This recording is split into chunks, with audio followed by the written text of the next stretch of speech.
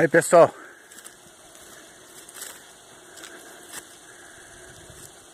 conseguem escutar esse barulho?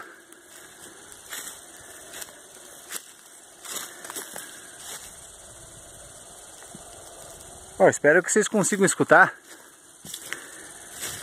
Que o barulho que eu estou escutando agora é um sinal claro. Enquanto eu estiver escutando esse barulho, é sinal que a gente está longe de um problema que está ocorrendo aí em outros lugares, como São Paulo, por exemplo, que é a questão da febre amarela. Então vou deixar vocês escutarem mais um pouco aí. Eles estão meio longe.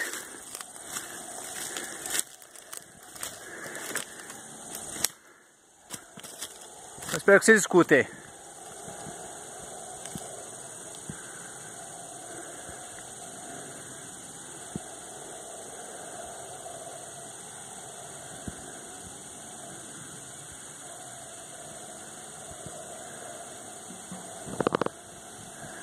Então esse barulho aí é o ronco do bugio, pessoal.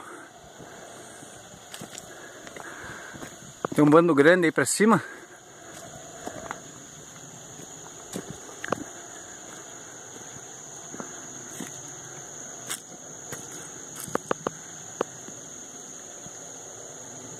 Então é isso aí. Valeu!